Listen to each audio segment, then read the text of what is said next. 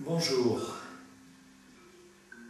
En ce début de juillet, je te propose de nouveau de continuer de parler des relations humaines. Et aujourd'hui, je te propose plus spécialement d'être attentif au niveau des relations que tu as dans le cadre professionnel, mais aussi par rapport à ton environnement. Ce que j'explique dans les formations, quand je parle des relations humaines de manière bien sûr beaucoup plus détaillée, j'explique ce qui n'a pas été compris et réglé avec les parents, avec le conjoint, avec les enfants, avec l'environnement proche, eh bien on va le retrouver en fait dans le cadre professionnel. Et là aussi, je t'invite vraiment, dans le cadre professionnel, à observer les relations que tu as avec les personnes. Si effectivement, tu as de très bonnes relations avec les différentes personnes, puisque là aussi, tu peux être responsable d'une entreprise et avoir des employés. Donc c'est d'observer quelles sont les personnes qui exercent le métier avec toi. Mais c'est aussi, tu peux avoir un responsable hiérarchique, tu peux avoir des collègues donc, qui sont sur le même plan de responsabilité, et puis tu peux avoir affaire donc, à des clients, des patients, des élèves, des stagiaires. Tout dépend bien sûr du métier que tu exerces. Et là, si tu as un environnement avec qui vraiment tu te sens très très bien, avec qui tu as de très bonnes relations, eh bien ça veut dire quelque part que tu as développé la tolérance, le respect, la bienveillance, la douceur, la compassion, la compréhension des choses, et tu peux vraiment te féliciter parce que c'est le résultat d'une démarche intérieure où tu as pris conscience que les êtres humains t'apportaient toujours quelque chose de particulier. Donc vraiment, tu peux te féliciter. Maintenant, s'il y a, par exemple, 8 personnes sur 10 avec qui tu te sens bien, on pourrait dire qu'elles représentent les 80% des choses que tu as compris.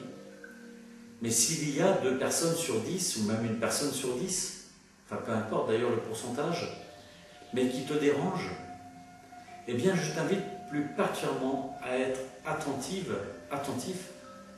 à la personne ou aux personnes qui te dérangent. Et le principe est toujours le même. C'est-à-dire, qu'est-ce que ça vient toucher au plus profond de moi? Quel lien il peut y avoir entre ce qui se passe avec cette personne et ce que j'ai vécu avec mon père, ma mère, mon conjoint, mais aussi tout au long de ma vie, que ce soit l'adolescence, quel que soit l'âge que l'on a. Donc, qu'est-ce que ça vient toucher en moi? Et c'est ça qui est vraiment intéressant. Par exemple, j'ai observé, alors là c'est en numérologie, mais par exemple quelqu'un qui a un chemin de vie 8, par exemple, ou un chemin de vie 1, qui sont des chemins qui demandent souvent à être à son compte. Et si la personne est simple employée, c'est-à-dire qu'elle n'a pas de responsabilité importante, donc pour moi elle n'est pas vraiment à sa juste place, et à un moment donné donc elle va avoir forcément plus ou moins des difficultés relationnelles avec l'autorité.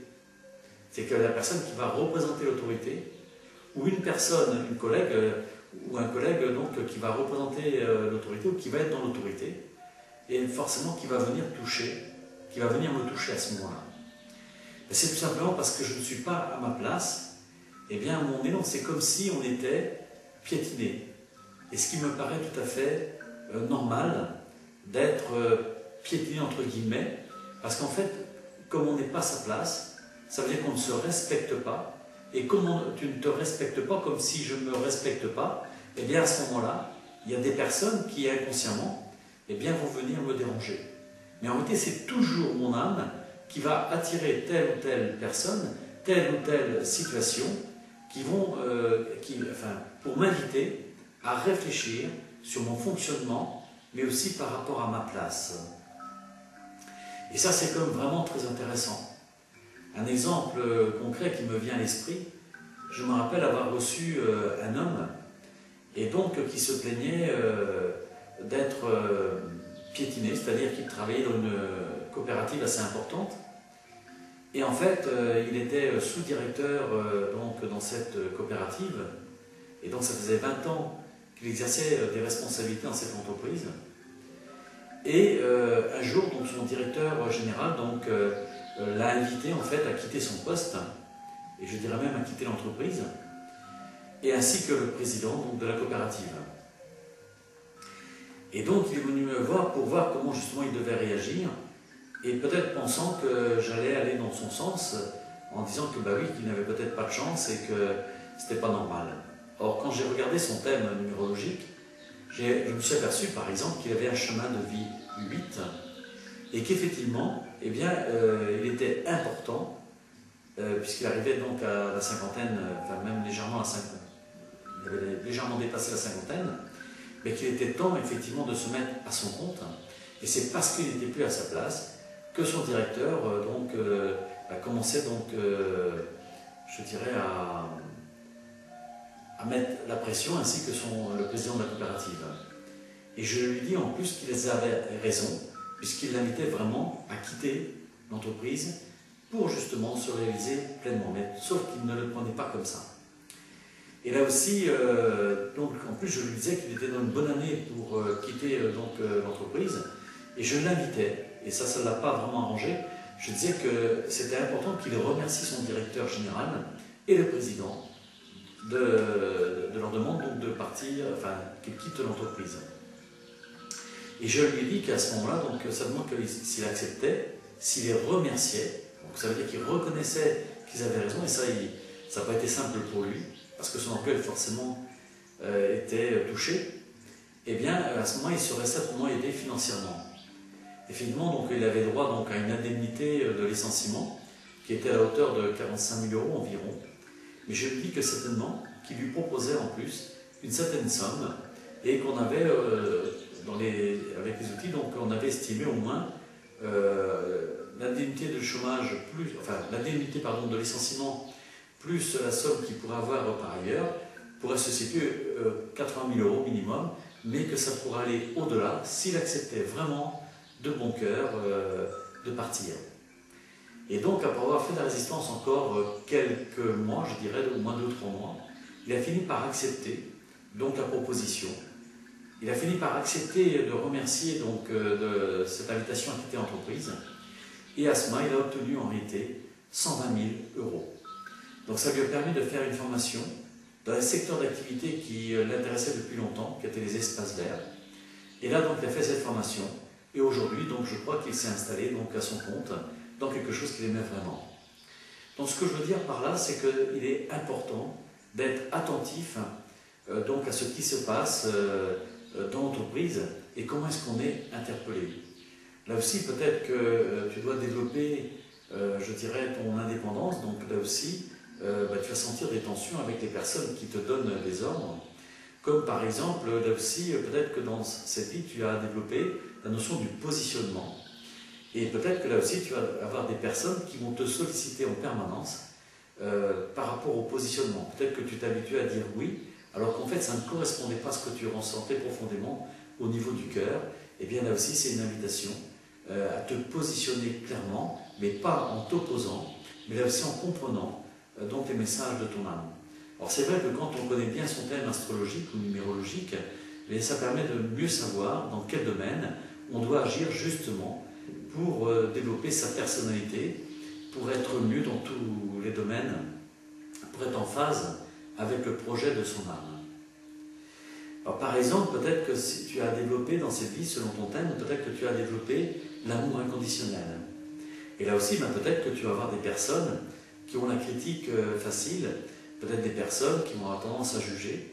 Et là aussi, quand on a un thème où on doit aimer inconditionnellement, très souvent on démarre la vie en critiquant beaucoup son environnement, en critiquant assez facilement les personnes. Et peut-être que justement, eh bien, c'est peut-être développer cette aptitude, eh bien, avoir le meilleur dans chaque être humain et non pas juger en fonction de ce que la personne est, de ce qu'elle dit. Donc, tu vois, donc c'est vraiment une démarche en profondeur. Ça peut être aussi dans le domaine affectif. Je me souviens d'une femme, par exemple, qui se plaignait d'avoir un homme dans son environnement professionnel qui ne parlait que de sexualité. Et elle en avait vraiment marre d'entendre cet homme parler de sexualité. Et là aussi, je dis, mais parce qu'en fait, il y a des choses qui n'étaient pas réglées par rapport aux hommes et par rapport à l'intimité. Effectivement, elle était toujours en pantalon, et on peut presque la confondre de loin donc avec un homme, parce qu'elle avait vraiment un côté masculin très développé. Et j'ai osé lui demander, chose que je fais rarement, mais combien elle avait de robes. Et en fait, elle n'en avait aucune jupe. Donc ça veut dire qu'elle, effectivement, ne reconnaissait pas son côté féminin. Et donc je l'ai invitée à développer ce côté féminin. Et là-dessus, quand on en a parlé, donc elle dit, bah oui, justement, qu'elle avait des difficultés par rapport à l'intimité, et que là aussi, elle avait toujours entendu parler que sa maman et son papa, donc, enfin surtout le papa, donc s'imposaient au niveau d'intimité, et sa maman se sentait violée par son propre mari. Et même on lui a dit que peut-être qu'elle était issue d'un viol entre son père et sa mère. Et donc, image négative de l'intimité. Et là aussi, plus tard, donc, elle a souvent entendu sa maman parler négativement de la sexualité, en disant que les hommes ne pensaient qu'à la sexualité et d'une manière perverse. Et donc, pour elle, elle avait une image négative de l'homme. Effectivement, dans l'adolescence, elle a vécu des situations désagréables pour elle. Et puis également, eh bien, pour l'attraction, elle a attiré un conjoint qui, effectivement, donc, ne la respectait pas à ce niveau-là, ce qui fait qu'elle avait donc divorcé, avec cette idée très claire que les hommes étaient tous les mêmes et qu'il n'y en avait pas un seul qui était vraiment bien. Et donc, à partir de là, eh bien, elle refusait de se réengager affectivement, alors que dans son thème, le couple était important. Il était important de découvrir la beauté de l'intimité, de la sexualité. Et donc, je disais que cet homme dans l'entreprise, puisque ça faisait comme 7 ans qu'il était dans cette entreprise, et pendant 4 ans, cet homme, tous les jours, ne parlait que de ce problème. Et les 3 dernières années, en fait, elle ne le voyait qu'une demi-heure par jour, et c'était toujours sur le même sujet. À partir du moment où elle a vraiment fait cette démarche intérieure de réconciliation avec les hommes, où elle a vraiment imaginé qu'il y avait des hommes qui étaient vraiment bien, et qu'elle pouvait rencontrer un homme bien, mais il a fallu pratiquement une démarche pendant 1 mois, pour vraiment changer cette vision de l'homme. Et bien curieusement, à ce moment-là, eh bien, cet homme a été muté dans un autre service et dans une autre entreprise. Et donc, elle n'a jamais revu cet homme. Ce que je veux dire par là, c'est vraiment très important d'observer donc le lien qu'il y a par rapport à ton passé. Et puis, autre élément qui pour moi est aussi très important, c'est toujours aussi tes pensées et tes croyances.